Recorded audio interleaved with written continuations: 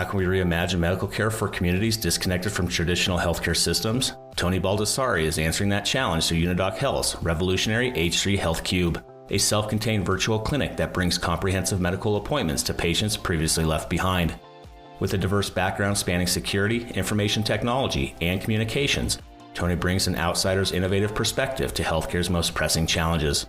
While together, Tony shares how Unidoc Health is creating a mobile, technology-enabled solution that can be deployed anywhere from remote indigenous communities to corporate campuses, all while proving comprehensive medical care can be both accessible and technologically advanced. Join us as we explore how Unidoc Health is turning this vision of healthcare as a fundamental right into a tangible, scalable reality. Let's go.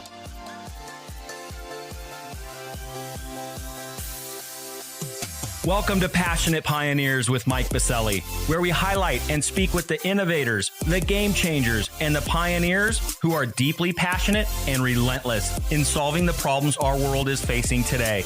This is your opportunity to connect with and learn from these leaders and to support them on their mission. Perhaps they will soon be hearing your story as well. This is Passionate Pioneers with Mike Biselli. I look forward to having you on this journey with us.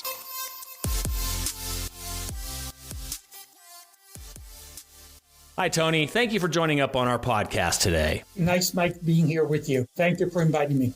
Well, given your senior leadership experience with companies ranging from startups to established multinational organizations in sectors including security, information technology, and communications, as well as your passion in moving the healthcare industry forward, I'm excited for our conversation today.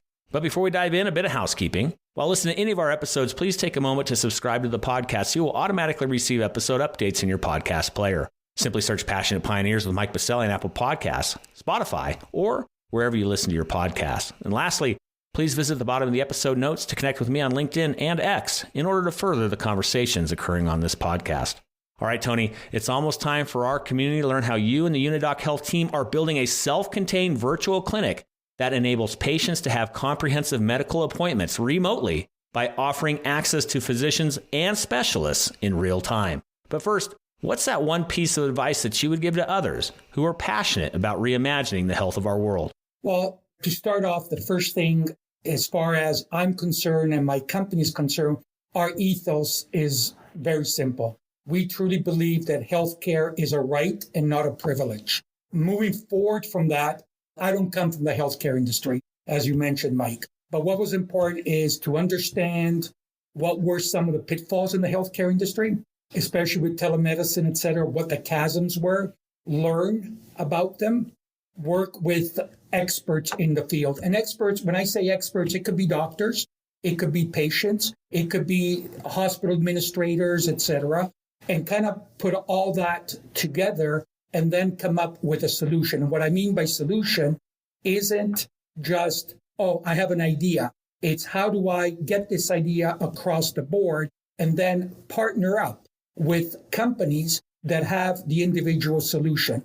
What I learned in the healthcare industry, which is interesting, coming out of the IT world, et cetera, we were used to working together. So an example, I would work with my competitors sometimes in providing a solution because I had something that they didn't.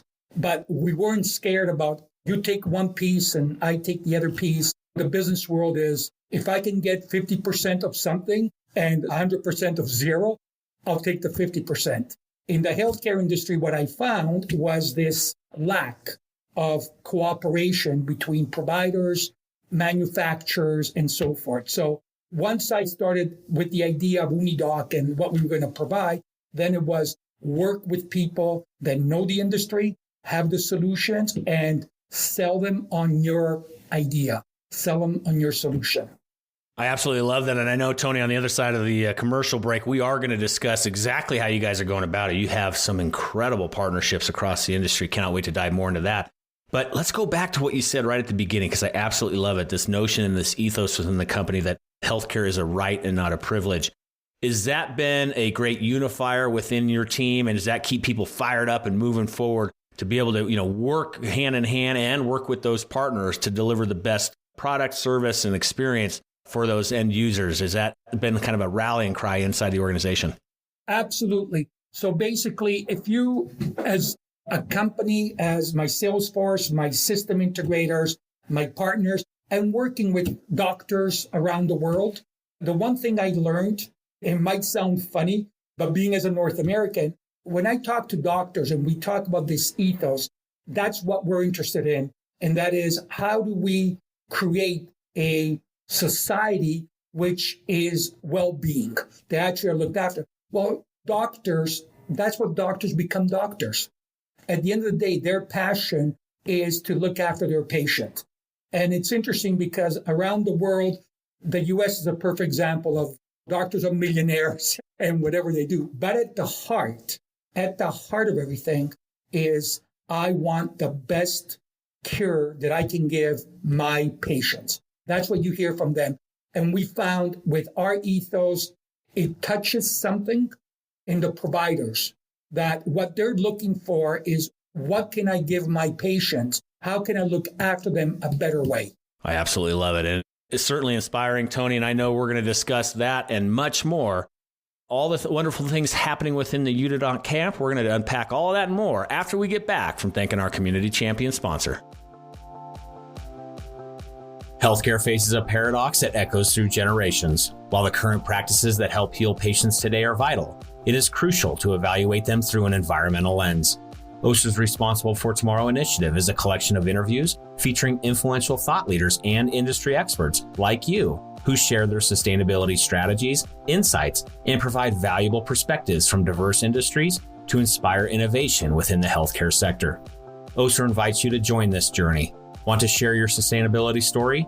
OSHA is actively looking for partners to highlight the important and inspiring work being done around the globe.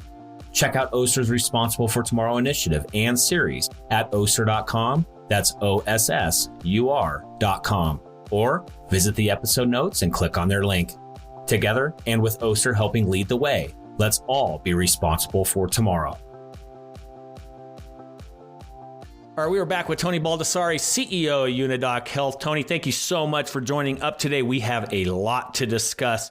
An incredible ecosystem of partners that you mentioned on the front end of this program in regards to that notion that ethos of healthcare is a right and not a privilege. And you're rallying folks around that. You're rallying partners to deliver that experience for clinicians and for, of course, patients at the end of the day. This is a very exciting topic we're going to discuss today.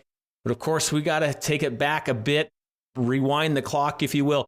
How did this all come into focus in the first place? You did mention earlier in the program that you didn't traditionally come from healthcare. I absolutely love it. I think we need fresh minds and folks from other industries coming into healthcare. I think it's great.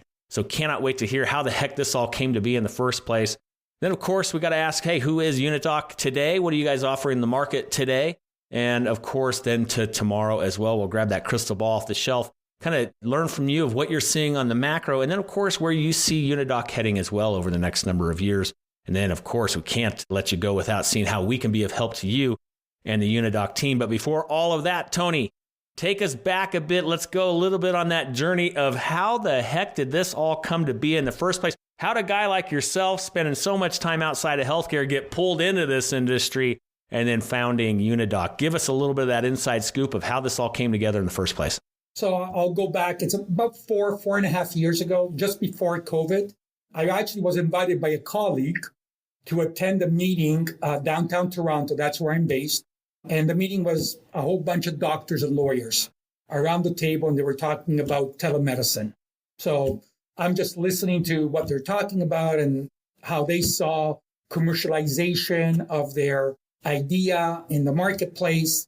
And basically, their idea was simple. What telemedicine is, we'll put products, a computer somewhere, somebody sits in front of the computer, the doctors talk, etc. So the number one thing that hit me during this conversation was this could be the future.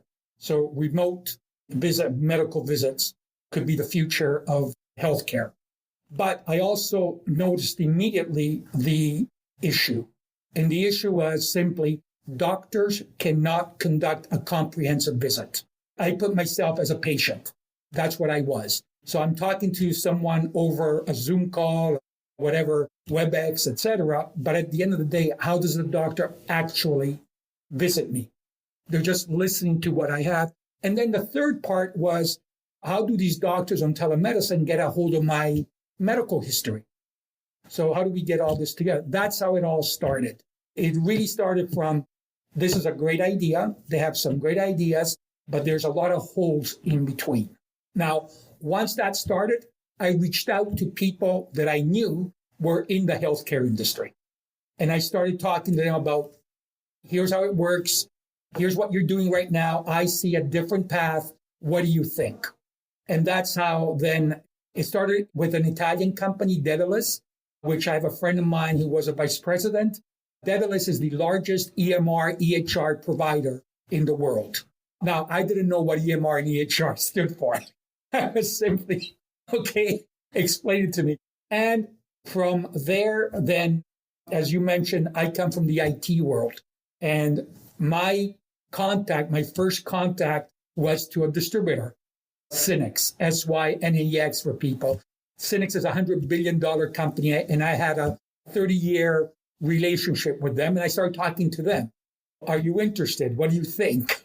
Should we get involved in this, et cetera, et cetera? And then something really strange happened is I was talking to a distributor in the US about medical devices in Canada. And I was asking, what would the price be, et cetera? And they kind of threw a price at me. And I'm like, you're nuts. This is going to cost $300,000, et cetera. But then it drove me to contact one of my partners, AMD Global Telemedicine. They're the providers of the medical devices and the platform that we use, et cetera, et cetera. And we made contact. My mind was simply, why am I talking to a distributor? Let me talk to the manufacturer direct. And that's how it started. So through AMD, they bought into Unidoc, my vision, where I wanted to go, what I wanted to do. And then from there, we went to an ATA event in Boston. It was May of 2021, I believe.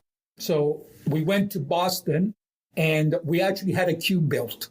It was made all out of wood, but I just wanted to see the reaction from healthcare specialists, hospitals, governments, et cetera. And what was interesting at that event was that everybody came to the booth. We're walking into our cube, and the reaction was, finally, someone has come up with something that we can all work in. So that was the thing. That's how this whole journey started, by a meeting in downtown Toronto. I was invited as a guest, simply to sit there from a business point of view, and it developed from there. But again, as I said at the beginning, Mike, you take that information, you become passionate about it, and you start talking to people that can give you advice and buy into it. So that's how Unidoc really started. I love it, Tony. And some of the things that I want to highlight that you mentioned along the way there for the layperson tuning in and maybe not knowing who the ATA is, that is the American Telemedicine Association. It is the gold standard in this space. Matter of fact, my dear friend who has been on this podcast, Ann Mon Johnson, the CEO of the ATA, she has been a previous guest and a wonderful human being. The ATA is the absolute gold standard. So to your point, Tony, to receive validation at a gold standard type of event conference that is the ATA, obviously you and the team are on to something. So I absolutely love that journey and how it came to be. It's amazing what happens when you show up for a meeting from time to time and not having preconceived notions. Now all of a sudden, bam, there you are, founder and the CEO of Unidoc. So let's take it into current state, and you being the CEO now for a number of years. Maybe you can share with our audience, who exactly is Unidoc? Give us that elevator pitch. Who is Unidoc and what are you guys up to today? So Unidoc, number one, I want to start off, we are a public company. So we actually trade in Canada, the US, and Germany. What we are, we've developed a structure which we call the cube. It's an actual cube. And we throw in the word rapid deployment turnkey solution. What do we mean by turnkey solution? In the cube, basically what happens is we have true medical devices, category 2 to category 4. So we don't use, they're going to hate me for this, but we don't use Apple Watches or Samsung watches, et cetera, Fitbit or Cardia. We use real medical devices, from your typical stethoscopes, et cetera, to EKGs, blood analysis, urine analysis, and ultrasound. Now, we actually also integrate as far as MRI machines, CT scans, and diabetes machines, et cetera, et cetera. We're over 400. So what happens is simply is patient walks into the cube. There's a chair, there's a stand where monitor and all the medical devices are and the IT products are. Very important. We do not do any self-testing in the cube. There's always a technician, a nurse, a CNA that's conducting the test. The only person that is remote is the doctor. And the doctor sees everything live. All of our products, be it communication or medical devices, are all FDA, Health Canada, CE approved. Our communication platform is all approved by the medical authorities. We integrate with every healthcare system in the world that exists and every billing system in the world. So when a patient comes in and sits down, the nurse, the technician is doing the testing. The doctor sees everything live and they're recording the entire visit. Once the visit is over, everything's uploaded today into the cloud. We go through AWS as our partner. And one of the reasons we do that is because I wanted to make sure that coming out of the security world, I wanted to make sure that information stays in country, in state. It never leaves the state. The important part from an Unidoc point of view is once the session is over, everything in the cube is purged. And we only use HIPAA compliant servers in all of this. Now, one of the reasons was I wanted the patient to feel comfortable in the cube. As a matter of fact, the cube itself was designed by Italian architects. It was actually built, believe it or not, when I was asked the question, what are you looking for as a design? Here were my words.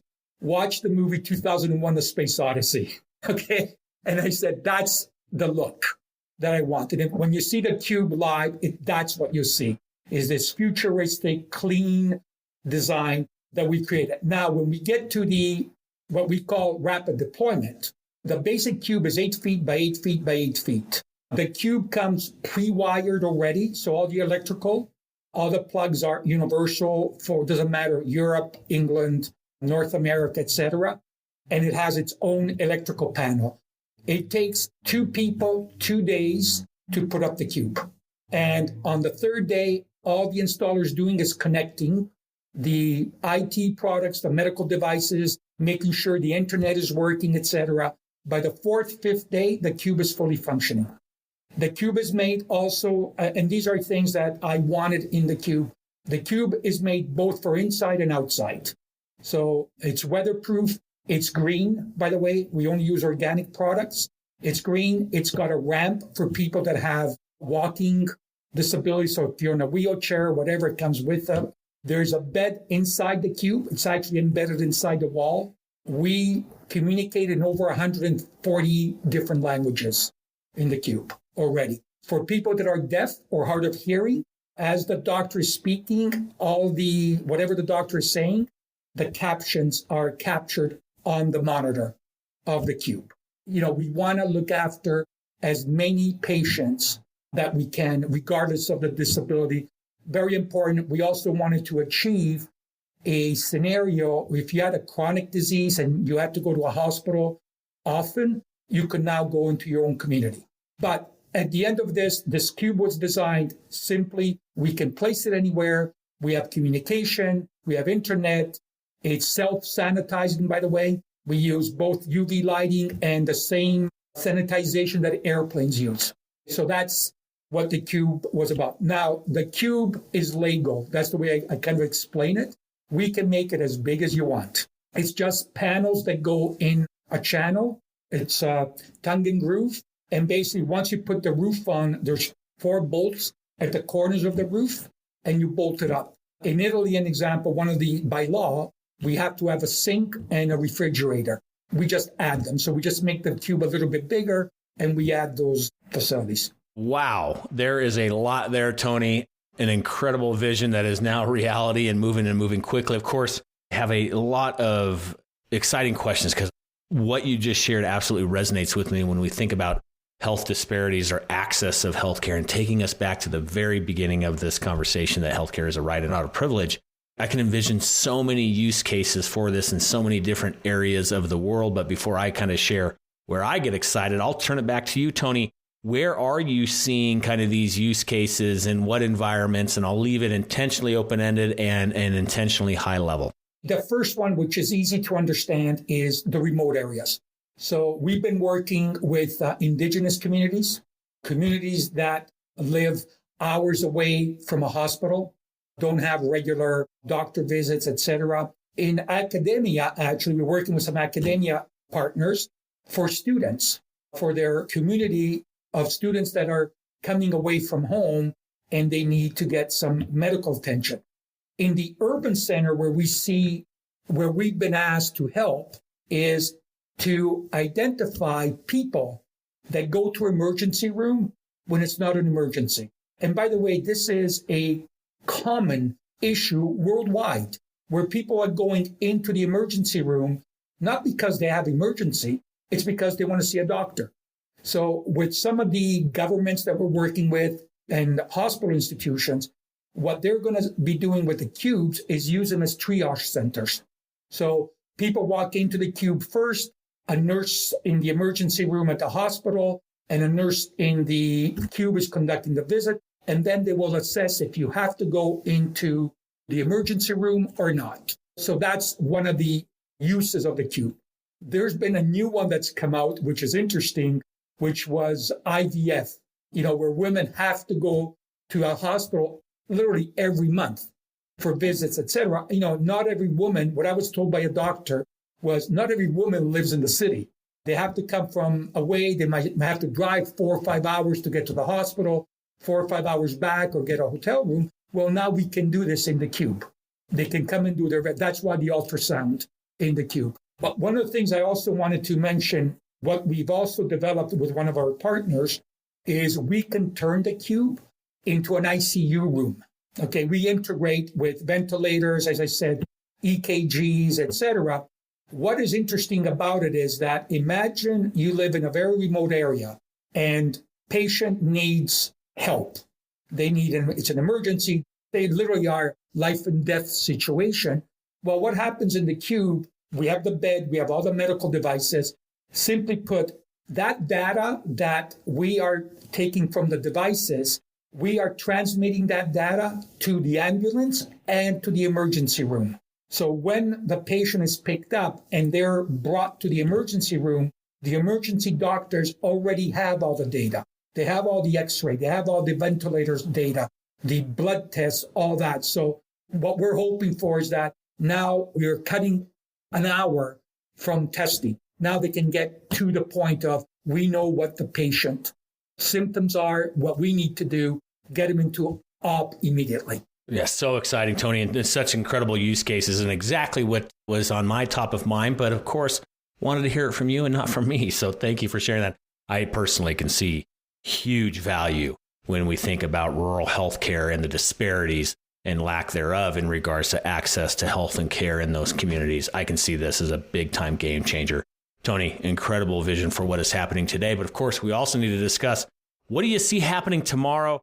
Both on the macro in regards to the industry writ large. And then, of course, where is Unidoc going as well in the future? I was thinking that next 3 to 5 years, it's already been one heck of a rocket ride for you after that first initial meeting. Here you are. Now you're a healthcare executive, whether you like it or not. And I hope, as I always like to say, we're just getting started. Where do you see things in these next coming chapters unfolding, not only for the industry, but for the organization as well?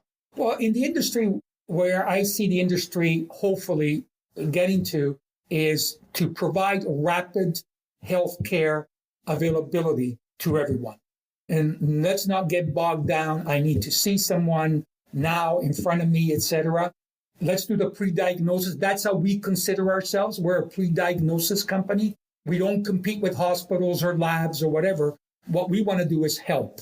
And I think that's where the healthcare industry needs to get to, is get help from people that might have different experiences than just healthcare, but we can provide it. I'll give you an example, Mike. I was at a meeting in Boston. I won't mention who it was, big hospital group in Boston, and they were talking about one of the issues in disaster areas. I mean, that's something that we're very interested in because of the rapid deployment, et cetera.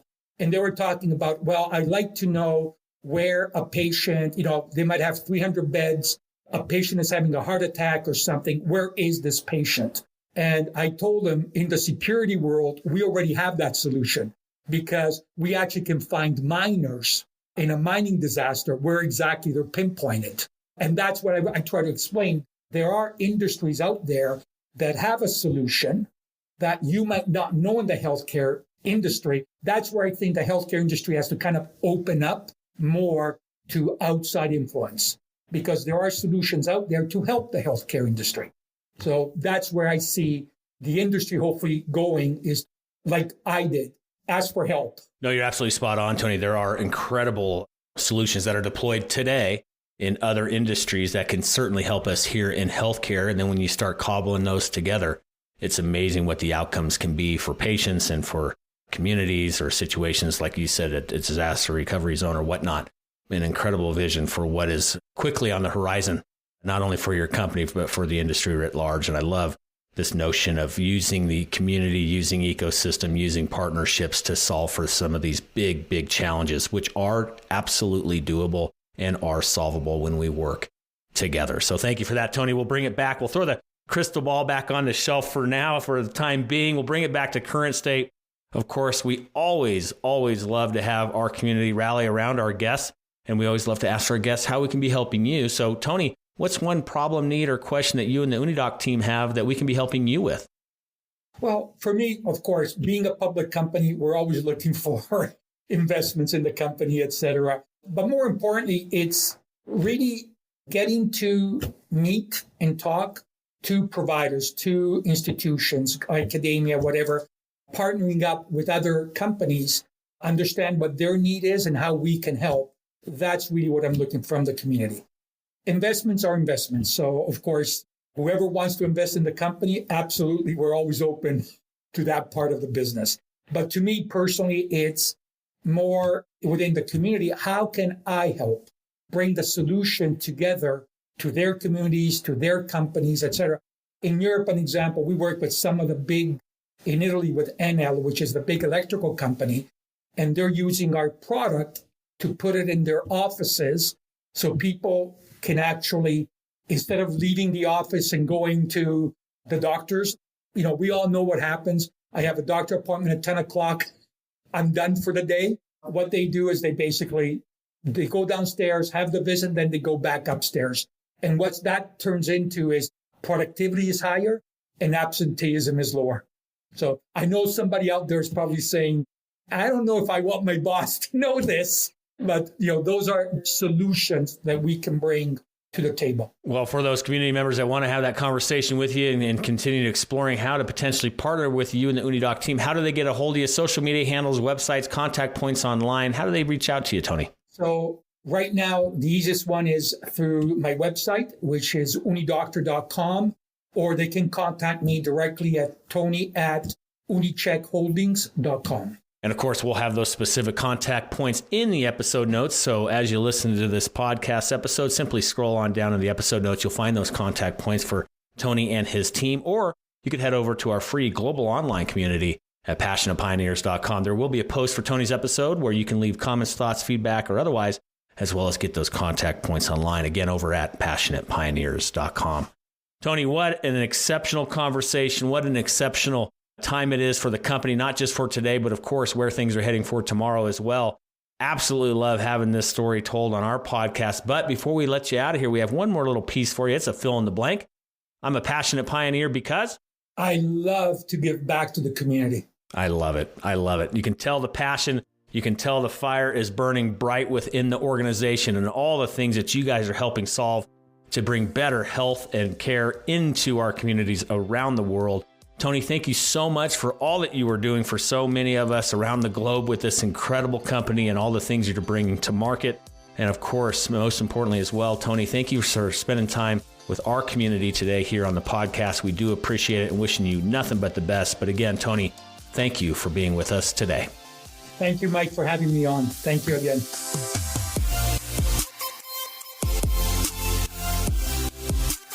Thank you for joining us today on Passionate Pioneers with Mike Biselli. We'd love to hear your feedback about the podcast so we can continue to improve this community and to further support the pioneers being featured. Lastly, please take a moment to subscribe to the podcast and invite your friends and colleagues to join us. This is Passionate Pioneers with Mike Biselli. I look forward to having you back with us during our next episode.